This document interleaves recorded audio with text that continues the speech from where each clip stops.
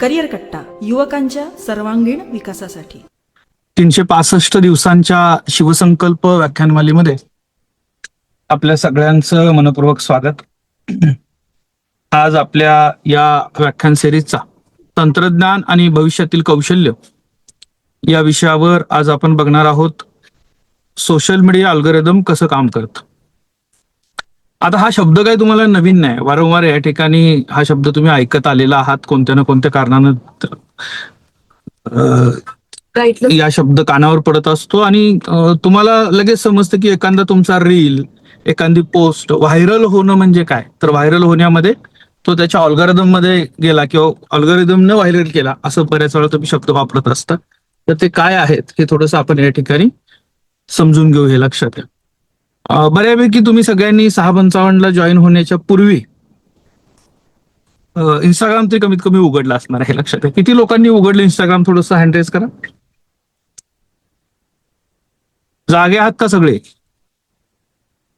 हा, गणेशने इंस्टाग्राम उघडलं सकाळी, ठीक आहे. अजून चालेल, प्रत्येकाने उघडलं असेल. कदाचित तुमचे डोळे उघडले नसतील काही लोकांचे, असंही असू शकतं. तुम्ही जॉईन झालाय फक्त.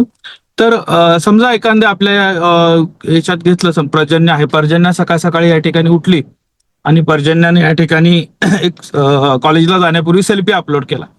आता सेल्फी अपलोड केल्यानंतर त्याच्यावर पहिली कमेंट काय येईल सगळं त्याच्यामध्ये की वा फार छान दिसतेस, किंवा लगेच कोणीतरी त्याच्यावर खाली कमेंट केली की हा कालच्या सूत्रसंचलनाच्या कार्यक्रमामध्ये तू याच्यापेक्षा चांगली दिसत होतीस.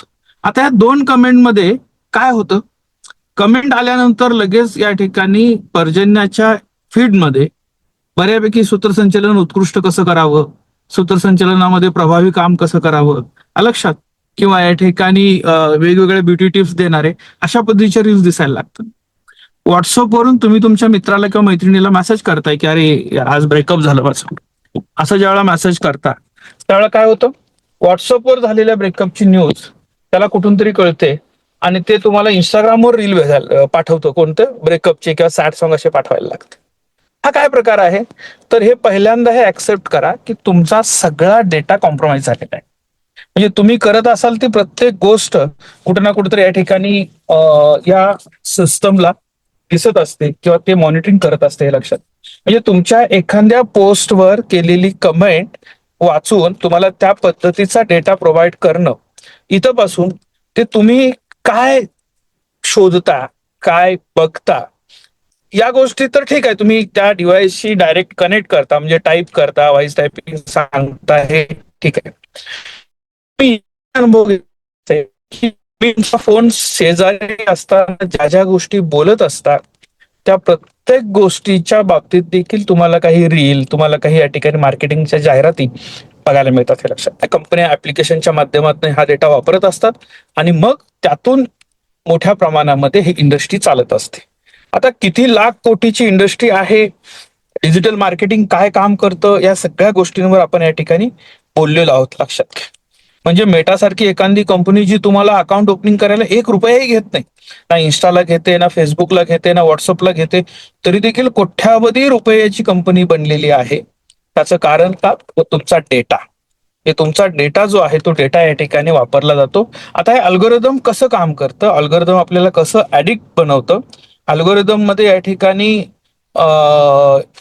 फिल्टर बबल आणि इको चेंबर काय आहे हे समजायचं आणि आपल्यावर डेटा ट्रॅकर म्हणजे ट्रॅकिंग कसं चालतं, थोडक्यात आपण म्हणू की आपल्यावर या ठिकाणी एक गुप्तहेर म्हणून ते कसं काम करतं आपलाच डेटा या ठिकाणी घेण्यासाठी, आणि अल्गोरिदमचे फायदे आणि तोटे काय आहेत हे देखील आपण या ठिकाणी थोडंसं समजून घेण्याचा प्रयत्न करूया. अल्गोरिदमवर कशा पद्धतीनं आपल्याला काही कंट्रोल घेता येईल का, याचा देखील या ठिकाणी एक आढावा आपण आजच्या या सत्रामध्ये घेणार आहोत, हे लक्षात घ्या.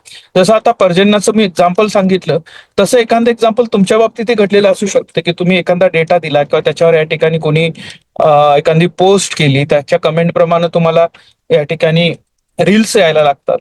पण ते यायला लागतात इथंपर्यंत ठीक आहे, त्या वारंवार आल्यानंतर तुम्ही त्या पद्धतीनं कृती करायला लागता का, याचा विचार करणं गरजेचं आहे, हे लक्षात त्याच्या बाबतीत. म्हणजे काय होतं की एखाद्या व्यक्तीला तुझं वेट जास्त झालंय म्हणून कमेंट केली आणि मग त्याला सारखं वेट लॉस करण्याच्या या ठिकाणी जर रील यायला लागल्या आणि इतकं झाले, असं काय होतं का? तर इथंपर्यंत ते जायला लागले हे लक्षात घ्या. भारतीय तरुण आपण सगळ्यांना माहित आहे की करिअर कमी आहे, आपण तो जाणीवपूर्वक प्रयत्न करतोय, त्यामुळे लक्षात घ्या.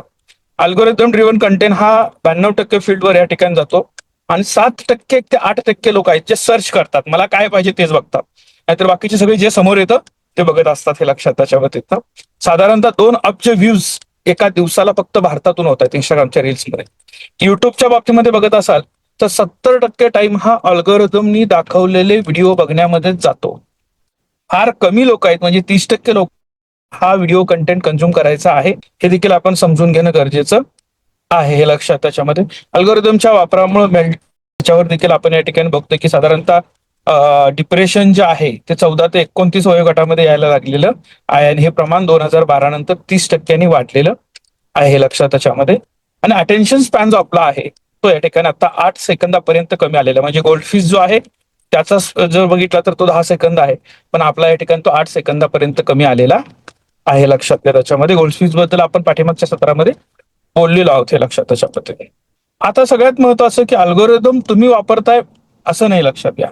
अल्गोरिदम तुम्हाला वापरतो आणि हे समजून घेणं गरजेचं आहे. मी वारंवार तुम्हाला विचारतो काय की तुम्ही मोबाईलची युजर आहात की कस्टमर आहात, आणि हा भाग समजून घेणं फार गरजेचं असतं. लक्षात घ्या, तुम्ही विकत घेतला मोबाईल, तुम्ही रिचार्ज त्याला केलं म्हणजे तुम्ही मोबाईलचे ओनर झालात, पण तुम्ही युजर की कस्टमर, तर तुम्ही आज कस्टमर बनलेला आहात, कारण अल्गोरिदम दाखवतं तेच तुम्ही बघता, अल्गोरिदम सांगतं त्याच कृती तुम्ही करता. हा फरक आपण समजून घेणं गरजेचं आहे. लक्षात घ्या. अल्गोरिदम म्हणजे काय, तर एखादा प्रॉब्लेम सोडवण्यासाठी स्टेप बाय स्टेप इन्स्ट्रक्शनचा जो सेट दिलेला असतो त्याला अल्गोरिदम असं म्हणतात. लक्षात घ्या. सोप्या भाषेमध्ये जे नॉन टेक्निकल मुलं आहेत त्यांच्यासाठी, म्हणजे चहा बनवायचा आहे तर चहा बनव एवढी एकच कमांड ज्यावेळेला तुम्हाला मिळते त्यावेळेला तुम्ही स्टेप बाय स्टेप जाता. पहिल्यांदा या ठिकाणी पाणी घ्यायचं आहे, गॅसवर ठेवायचं आहे, ते उकळलं त्यामध्ये चहापत्ती टाकायची आहे, मग साखर टाकायचं आहे, दूध टाकायचं आहे, 2 मिनिटं उकळवायचं आहे, गाळायचं आहे, कपात घ्यायचं आणि पिऊन टाकायचं आहे. हे सगळं लिहिलं जातं, तुम्हाला सांगितलं जातं का नाही, पण अल्गोरिदम मध्ये हे स्टेप बाय स्टेप इन्स्ट्रक्शन असतात. हा तुमचा या ठिकाणी अल्गोरिदम असतो. लक्षात, म्हणजे स्टेप बाय स्टेप इन्स्ट्रक्शन. दुसरं या ठिकाणी सोशल मीडिया अल्गोरिदम काम करतं, समजून घेऊ आपण. लक्षात घ्या की तुमच्या मोबाईल काय दाखवायचं आणि काय दाखवायचं ठरवण्याचं काम अल्गोरिदम या ठिकाणी करत असतं. तुम्हाला कोणती पोस्ट दिसली पाहिजे, कोणत्या व्यक्तीच्या पोस्ट जास्त दिसतील, कोणत्या प्रकारचे रील फीडमध्ये दिसायला पाहिजेत, नोटिफिकेशन कोणतं येईल, या सगळ्या गोष्टी या ठिकाणी होत असतात. स्टोरी तुम्हाला कोणाची अगोदर दिसेल हे सगळं या ठिकाणी बारकाईने बघितलं जातं. हे लक्षात त्याच्यामध्ये. आणि आपण ह्या गोष्टी समजून घेणं गरजेचं आहे. सोशल मीडियावर तुमचे फ्रेंड्स जेवढे आहेत तेवढ्या सगळ्यांना पोस्ट दिसत नाहीत, हे पहिल्यांदा लक्षात घ्या. कारण या ठिकाणी तुम्ही तुमच्याशी कनेक्टिव्ह किती लोक आहेत, म्हणजे तुम्हाला 5,000 फ्रेंड आहेत म्हणून 5,000 लोकांना तुम्ही टाकलेली पोस्ट दिसत नाही. इंटरॅक्टिव्ह आहेत, जे बघतायत, जे त्याच्यावर लाईक कमेंट शेअर करतायत, त्याच लोकांना या ठिकाणी ही पोस्ट दिसत असते. हे लक्षात घ्या. अल्गोरिदमचं काम काय, त्याचे 4 स्टेजेस बघू आपण. पहिलं काम या ठिकाणी इन्व्हेंटरी, म्हणजे तुमचा डेटा कलेक्ट करणं, हे अल्गोरिदमचं पहिलं काम आहे. तुम्ही काय नवीन सर्च करता, तुमचे व्हिडिओ, तुमचे फोटो, तुमचे रील, तुमचे हॅशटॅग, कॅप्शन, ऑडिओ आयडेंटिटी, हे सगळं कलेक्ट करण्याचं काम करतं तुमचं. लक्षात घ्या. हे काम पहिलं अल्गोरिदमचं असतं. दुसरं काम तुमचे सिग्नल्स मोजायचे, म्हणजे काय की तुमचं वय काय आहे, तुम्ही जेंडर काय आहे, तुम्ही कुठल्या भौगोलिक ठिकाणी राहता याबद्दल सांगितलं जातं. त्याच्यानंतर या ठिकाणी तुम्ही कोणत्या क्रिएटरला फॉलो करताय, तुमची एंगेजमेंट कोणत्या याच्यामध्ये आहे, कॉमेडी कंटेंटमध्ये आहे, एज्युकेशनल आहे, टेक कंटेंटमध्ये आहे, हे बघितलं जातं. आणि त्याच्यानंतर या ठिकाणी तुमच्याविषयी अंदाज लावले जातात. हे लक्षात घ्या. अंदाज ही तिसरी स्टेप आहे. काय तुम्ही काय बघाल हे ठरवलं जातं, म्हणजे वॉच प्रोबॅबिलिटी, त्याच्यानंतर या ठिकाणी लाईक प्रोबॅबिलिटी आणि कमेंट प्रोबॅबिलिटी. तुम्ही लाईक, कमेंट आणि वॉच कसं कराल, तुम्ही शेअर कशावर कराल हे बघितलं जातं. आणि पुन्हा रिवॉच प्रोबॅबिलिटी, हे कोणता कंटेंट तुम्ही पुन्हा पुन्हा बघू शकता हे बघितलं जातं. आणि मग चौथी स्टेज येते ती रँकिंग, म्हणजे तुम्ही या ठिकाणी तुम्ही ज्या सर्व पोस्ट बघता त्याला या ठिकाणी स्कोर दिला जातो. आणि मग कोणत्या पोस्ट तुम्ही जास्त बघता ते पहिल्यांदा दाखवली जाते, सगळ्यात जास्त स्कोर असणारा, आणि ते तुमच्या स्क्रीनवर पाठवली जाते. ही शास्त्रशुद्ध पद्धतीनं चाललेली एक कार्यपद्धती आहे, हे पहिल्यांदा समजून घ्या. आता अल्गोरिदमचं टार्गेट काय आहे महत्वाचं लक्षात घ्या. काय काम आहे त्याचं? एक तर पहिल्यांदा तुम्हाला त्या ऍपमध्ये सातत्याने एंगेज ठेवणं, हे त्याचं काम आहे लक्षात घ्या. आणि त्या वेळेला तुम्हाला त्याच्या ऍड दाखवून, कारण ऍड हे त्याचं उत्पन्न आहे, उत्पन्नाचा मार्ग आहे लक्षात घ्या. तुम्ही या ठिकाणी ऍपमध्ये बाहेर पडलात तर पुन्हा ऍपमध्ये आणणं म्हणजे कसं, नोटिफिकेशन द्यायचे, यांनी पोस्ट टाकली, तुमच्या मित्रानं ही पोस्ट टाकली होती त्याच्यावर तुम्ही लाईक केलंय, तुम्ही लाईक केलेल्या पोस्टला तिसऱ्या एकानं लाईक केलं, सारखं काही ना काही तर सांगत राहील, पण तुम्हाला ते ऍपमध्ये घेऊन येईल, हे लक्षात त्याच्यामध्ये ते. म्हणजे त्याचं एकच धर्म आहे अल्गोरिदमचं, काय? अटेन्शन, तुमचं लक्ष केंद्रित करणं, तुम्हाला त्या ऍपमध्ये एंगेज करणं, हे त्याचं काम आहे लक्षात घ्या. प्रत्येक प्लॅटफॉर्मचे अल्गोरिदम जे आहेत ते समजून घेऊ आपण. म्हणजे टाइम स्पेंड ऑन पोस्ट, किती वेळ तुम्ही या ठिकाणी त्या पोस्टवर खर्च केला, हे या ठिकाणी बघितलं जातं. तुम्ही लाईक करण्यापेक्षा सेव्ह किती करून ठेवता हे बघितलं जातं. शेअर करता किंवा डीएम मध्ये शेअर किती करतात हे बघितलं जातं. कमेंट किती करतायत हे बघितलं जातं, लांब कमेंट असतील तर. प्रोफाईल व्हिजिट तुमच्या किती होत आहेत आणि फॉलोविंग स्टेटस काय आहे हे देखील बघितलं जातं, हे लक्षात घ्या. 70% रील्स या ठिकाणी बघितल्या जातात आणि फोटो फक्त 30% बघितले जातात, हे लक्षात घ्या. त्यानंतर ओरिजिनल कंटेंट हा रिपोस्ट केला जातो, हे लक्षात. आणि एआय जनरेटेड ज्या रील्स आहेत या ठिकाणी फार कमी पोस्ट होतात किंवा फार कमी या ठिकाणी रिपोस्ट होत असतात, हे लक्षात घ्या त्याच्या पद्धतीत. म्हणजे तुम्ही स्टोरीवर ज्याच्या स्टोरी नेहमीच बघता तेच लोक तुमच्या फीडमध्ये येत असतात, हे लक्षात घ्या. आता युट्यूबचं काय अल्गोरिदम कसं काम करतं, तर त्याचा असतो क्लिक थ्रॉट रेट. म्हणजे काय असतो, तुमचा थंबलाईन चांगला आहे म्हणून तुम्ही या ठिकाणी तो सीटीआर चांगला तुमचा आहे. त्यानंतर वॉच टाइम, किती बघतायत लोक. त्यानंतर ऍव्हरेज व्ह्यू, म्हणजे काय होतं, एखादा व्हिडिओ लोक चालू करतात, पहिले 30-40 सेकंद बघतात आणि निघून जातात, लक्षात, त्याला ते बाजूला काढतात. पहिले 3 मिनिटं ज्याच्यामध्ये या ठिकाणी तो येणारा जर व्ह्यूअर आहे तो तिथं रिटेन होत असेल तर या ठिकाणी त्याचं रँकिंग वेगळं मिळते, हे लक्षात घ्या. तुमच्या व्हिडिओ नंतर लोक युट्यूबवर राहतात का ते बघितलं जातं. सेशन टाइम बघितला जातो, किती वेळ राहतात ते. लाईक डिसलाईक काय मिळतात तुमचे या ठिकाणी, सबस्क्रायबर किंवा बेल आयकॉन जो आहे त्याच्यावर किती लोक क्लिक करतात ते बघितलं जातं. त्यामुळे हे जे सारखं सारखं कंटेंट क्रिएटर तुम्हाला सांगतात सबस्क्राईब करा आणि बेल आयकॉन प्रेस करा, का? कारण बेल आयकॉन प्रेस केला की त्यांचा नवीन व्हिडिओ आला की त्याची माहिती तुम्हाला मिळते, तुम्हाला ग्रुपमध्ये ते आणलं जातं. टेक्नॉलॉजी नंतर सातत्याने ठेवायचं, माध्यमातून तुम्हाला पुन्हा पुन्हा तिथं बोलवायचं, हे अल्गोरिदमचं एकच काम आहे, हे समजून घ्या त्याच्यावरती. फेसबुकचं अल्गोरिदम कसं काम करतं, त्याच्यामध्ये या ठिकाणी लक्षात घ्या की कमेंट आणि लाईक ह्या फार महत्वाच्या असतात, त्याच्यावर फेसबुक काम करत असतं. टाइम स्पेंड, स्क्रोल करायला किती वेळ दिला, तुमचे फॅमिली फ्रेंड आणि पेजेस ज्याच्यावर तुम्ही ग्रुपमध्ये असता ते त्याच्यावर काम करत असतात, आणि ग्रुपमधली एंगेजमेंट किती आहे हे फार महत्वाचं फेसबुकच्या बाबतीमध्ये असतं. फेसबुक 2026 मध्ये बघितलं न्यूज आहेत आणि फेसबुकचे ग्रुप जास्त वाढलेत, ग्रुपमध्ये जास्त या ठिकाणी ऍक्टिव्हिटी होत आहे. आता टिकटॉक सारखा प्लॅटफॉर्म आपल्याकडे बंद आहे, तो रीलचा अल्गोरिदम सर्वात जास्त व्यसनी ठरवणारा आहे आपल्याकडं, जसं इंस्टाग्राम रील्स आहे त्या पद्धतीनं. त्याच्यानंतर ट्विटरच्या बाबतीमध्ये रिट्विट, कोट्स कसे या ठिकाणी महत्व आहेत, लाईक पेक्षा जास्त हे होत होतं. रिप्लाय कशा आहेत, कन्व्हर्सेशन काय चालतं त्याच्यावर, लक्षात. आणि व्हेरीफाईड अकाउंट बुस्ट जे असतात हे जास्त चालत असतात. स्नॅपचॅटच्या बाबतीमध्ये जे काही डिस्कवर करतात ते एआय ड्रिव्हन असतात बऱ्यापैकी, लक्षात घ्या. आणि त्याच्यानंतर फ्रेंड फर्स्ट, तुमच्या ओळखीचे तुम्ही ज्याला कनेक्ट केलं ते पहिल्यांदा या ठिकाणी तुम्हाला दिसत असतात, हे लक्षात घ्या. व्हॉट्सअपच्या बाबतीमध्ये स्टेटस व्ह्यू, व्हॉट्सअप देखील करतं, तुम्ही स्टेटस कुणाचा व्ह्यू करता जास्त, तुम्ही चॅनल कोणते फॉलो करताय आणि बिझनेस कॅटेगरी तुमची कोणती आहे त्यानुसार या ठिकाणी तुमचं अल्गोरिदम काम करत असतं, हे लक्षात. डोपामाइन ट्रॅप हा फार महत्वाचा विषय आहे लक्षात. कारण काय होतं की त्यांनी डिझाईन असं केलेलं आहे की तुम्ही सातत्यानं तिथे एंगेज राहायला पाहिजे, वेगवेगळ्या नोटिफिकेशन बोलवून तुम्हाला या ठिकाणी इथं आणलं जातं, हे लक्षात त्याच्यामध्ये तिथं. आणि प्रॉब्लेम असा आहे आपण बघितलं त्यामुळं की या रील्सच्या माध्यमातून जे काय या ठिकाणी चिप डोपामाइन वारंवार रिलीज व्हायला लागतं आपल्या मेंदूमध्ये, त्यामुळे तुमची थॉट प्रोसेस ब्रेक होते, तुम्हाला छोट्या छोट्या गोष्टींमधून जो आनंद मिळायचा तो मिळायचा बंद होऊन जातो, आणि लवकरच आपल्याला किंवा लगेचच आपल्याला डिप्रेशन यायला लागतं, लक्षात घ्या. अहवाल असा सांगतो की एखाद्या धूम्रपान करणाऱ्या व्यक्तीच्या व्यसनापेक्षा देखील खतरनाक परिणाम हा रील्सच्या ऍडिक्शनमुळे झालेला आहे. हे थोडंसं गांभीर्यानं आपण घेणं गरजेचं आहे, लक्षात आहे त्याच्यामध्ये. आता आपण ज्या वेळेला या ठिकाणी या गोष्टी बघत असतो त्यावेळेला या ठिकाणी एक स्लॉट मशीन्स आणि इंस्टाग्राम रील्स जे आहेत ते बघायचे आहेत. तर त्याच्यामध्ये स्क्रोल अप करत असतो आपण किंवा अननोन रील्स येत असतात. तर इथं सातत्याने एक बघितलं जातं की तुम्हाला या ठिकाणी डोपामाइन कशा म्हणजे तुम्ही कसे एंगेज राहता या गोष्टीकडे या ठिकाणी बघितलं जातं, हे लक्षात घ्या. म्हणजे काय स्टॅनफोर्डचा रिसर्च काय सांगतो लक्षात घ्या, की कधीही न संपणारं स्क्रोलिंग असतं ते जे व्हर्च्युअल आहे, हे लक्षात घ्या.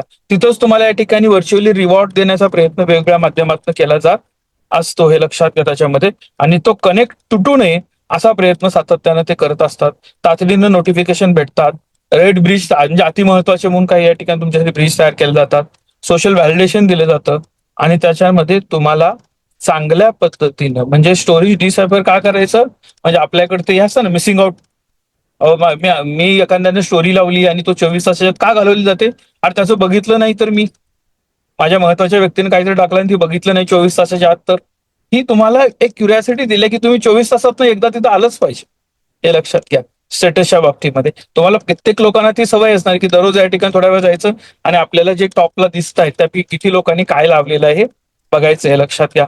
त्याचा परिणाम म्हणून अटेन्शन स्पॅन कमी, वारंवार त्याच्यावर बोलतो आपण, लक्षात घ्या. एन्झायटी, डिप्रेशन सारखे परिणाम आपण बघायला मिळतात. स्लीप डिसऑर्डर आहे आपल्याला बऱ्याच ठिकाणी. आणि फेअर ऑफ मिसिंग आउट हा मोठ्या प्रमाणात आलेला आहे. म्हणजे दररोज ठराविक अंतरानं रीलमध्ये इंस्टाग्रामवर जाऊन फीड चेक करणं, फेसबुकला जाणं, त्याच्यानंतर या ठिकाणी व्हॉट्सअपला जाऊन स्टेटस चेक करणं, या गोष्टी आपल्याला सहजपणे पण सवयीच्या माध्यमातून व्यसनाच्या झालेल्या आहेत. हे थोडंसं लक्षात घेणं गरजेचं आहे, लक्षात घ्यायच्यामध्ये. आता फिल्टर बबल आणि इको चेंबर काय आहे लक्षात घ्या.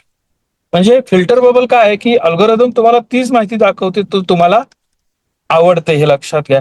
परिणामी तुम्ही फक्त काल्पनिक बुडबुड्यामध्ये या ठिकाणी राहता. म्हणजे काय की तुम्हाला जर समजा या ठिकाणी एखादा राजकीय नेता आवडायला लागला, जसं राघव चड्डाच्या बाबतीमध्ये आपल्या बाबतीत झालं सगळ्यांच्या बाबतीमध्ये, की त्याला इतकं इम्पोज करण्यात आलं आपल्या याच्यामध्ये की आपण त्याच्या व्यतिरिक्त दुसऱ्या कोणत्या रील बघितलंच नाहीत किंवा तोच या ठिकाणी सातत्यानं दिसायला लागला आणि त्याची कृती इतकी चांगली आहे की त्याच्याबरोबर दुसरं काहीही दिसलं नाही, हे लक्षात त्याच्यामध्ये तिथं हे घडत राहतं. म्हणजे आपल्याला या ठिकाणी सातत्यानं एक व्यक्ती काय करते की त्यांनी राघव चड्डांना सर्च केलं, तर सातत्यानं त्याच्याविषयीचेच रील्स किंवा त्याच्याविषयीच या ठिकाणी प्रशंसा करणारे, त्याच्यावर कमेंट करणारे, त्यांच्या संबंधात कंटेंट क्रिएट करणारे, हे सगळे तुम्हाला दिसायला लागतात, हा लक्षात. आणि दुसरी एखादी व्यक्ती असेल ती या ठिकाणी क्रिटिक असेल, मोदींच्यावर टीका करणारे असेल, तर त्यांना मोदींच्यावर टीका करणारे व्हिडिओ दिसायला लागतात, हे लक्षात घ्या. म्हणजे तुम्ही काय सर्च करता त्या पद्धतीने तुम्हाला हे दिसायला लागतं. म्हणजे फिल्टर बबल याला म्हटलं ते लक्षात घ्या. इको चेंबर म्हणजे काय, तर तिथं फक्त तुमच्यासारखा विचार करणारे लोकच दिसतात. वेगळा विचार करणारे, वेगळं काहीतरी मांडणारे हे लोक इथं दिसत नाहीत, हे लक्षात घ्या. म्हणजे तुम्हाला असं वाटतं की तुम्ही जे बोलता, तुम्ही जे ऐकता, हेच जगातलं अंतिम सत्य आहे असं वाटण्याची शक्यता नाकारता येत नाही, हे लक्षात त्याच्यामध्ये. मग याच्यामुळे काय होतं की एकतर पोलरायझेशन होतं मोठ्या प्रमाणामध्ये, समाजामध्ये फूट पडते. त्यानंतर या ठिकाणी आपण एक टोकाचे विचार करायला लागतो, एकतर ही बाजू किंवा ती बाजू. सुवर्ण मध्य नावाचा जो प्रकार म्हणतो तो आपला या ठिकाणी मिसिंग होतो, हे लक्षात घ्या. त्याच्यानंतर या ठिकाणी फक्त आपलंच बरोबर असं वाटायला लागतं, कारण आपले सपोर्ट करणारे व्हर्च्युअल जास्त दिसायला लागतात का त्याच पद्धतीनं, म्हणजे माझ्यासारखं विचार करणारे किती आहेत बघा असं वाटायला लागतं. हे चुकीचा जरी विचार असला तरी त्या ठिकाणी भरपूर लोक आहेत म्हणून ते बरोबर वाटायला लागू शकतं, हे लक्षात त्याच्यामध्ये. त्यामुळे आपण थोडंसं हे समजून घेणं गरजेचं आहे. आता अल्गोरिदम आपल्या बाबतीमध्ये हेरगिरी कसं करतं, ट्रॅकिंग कसं आहे, तर तुमच्या 200 पेक्षा जास्त पॉइंट प्रत्येकाचे अल्गोरिदमला माहित आहे, त्या लक्षात घ्या. आणि मग त्याच्यामध्ये एज, जेंडर, लोकॅलिटी तुमची जी आहे ती तर आहेच त्याच्यामध्ये. Phone number, email I D, friends, photo, तुम्ही कुठं चेक इन करता, हे तुमच्याकडनं वारंवार घेतलं जातं, लक्षात. वेगवेगळ्या फॅसिलिटी देऊन तुम्हाला, म्हणजे तुम्ही कुठं चेक इन केलेत, कुठं कुठं राहायला गेलात, कुठे फिरायला गेलात, कधी विमानाचा प्रवास केलात, हे सगळं वेगवेगळ्या पद्धतीनं ट्रॅक केलं जातं.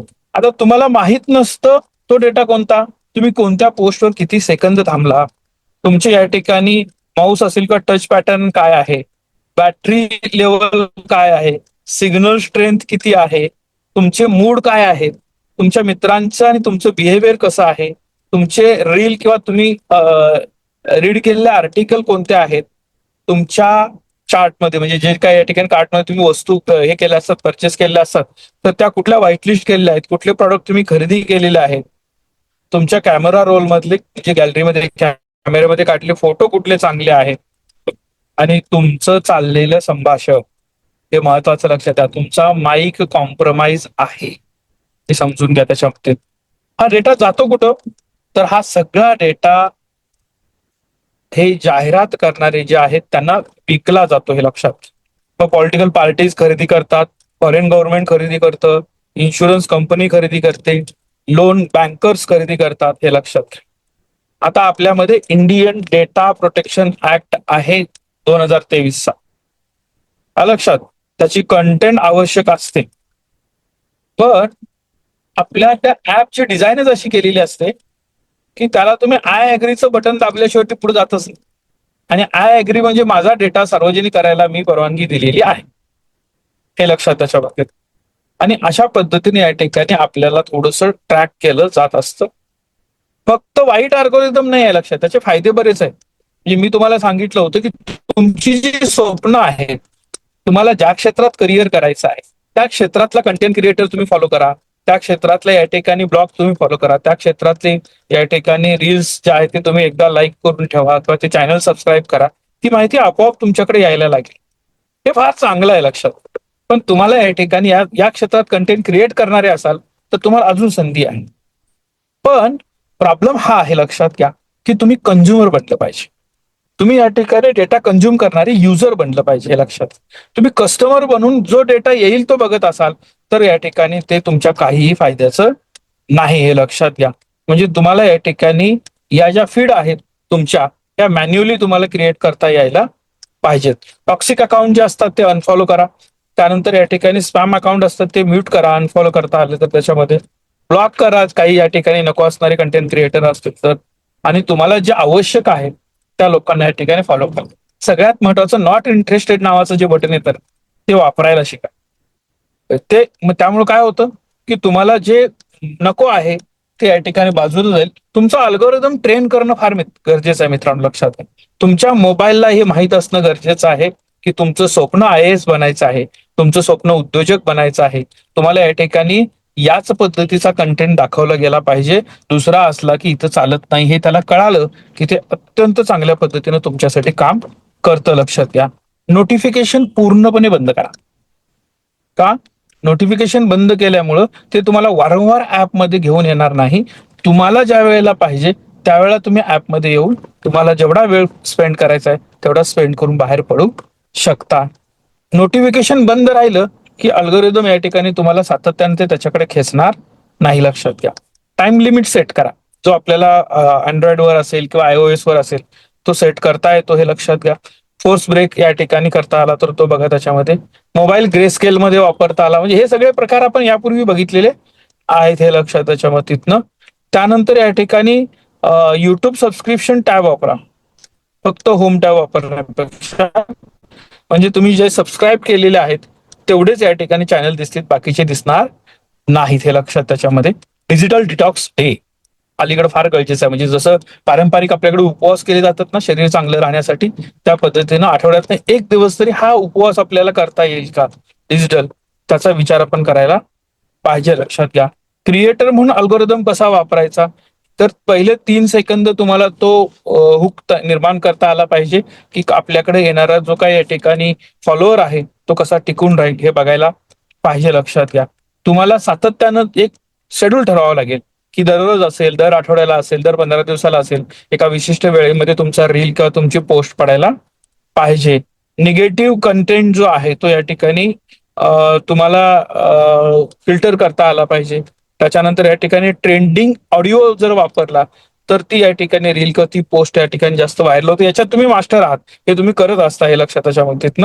त्यामुळं वॉच टाइम मॅक्झिमम कसा या ठिकाणी समोरच्याचा मिळेल या पद्धतीचा कंटेंट क्रिएट करण्यासाठी काम करा. फक्त मला आपल्या भारतीय विद्यार्थ्यांसाठी जे काही या ठिकाणी त्यांनी धोक्याच्या सूचना दिलेल्या आहेत त्याच्यावर आपल्याला चर्चा करायची होती, पण आज वेळ आपला संपतोय. मित्रांनो, एक गोष्ट लक्षात घ्या, अल्गोरिदम हा एक अत्यंत चांगला मित्र आपला बनू शकतो. त्याच्यासारखा दुसरा खतरनाक शत्रू कुणीही नाही, कारण तो असा मित्र आहे जो तुमच्याविषयी सगळं काही जाणून आहे. त्यामुळे त्याला मित्र बनवा. तुमची माहिती ज्याच्याकडे आहे असा शत्रू असणं हे आपल्यासाठी अत्यंत घातक आहे, हे लक्षात घ्या. असं तर सगळ्यांचं मनपूर्वक या ठिकाणी आभार.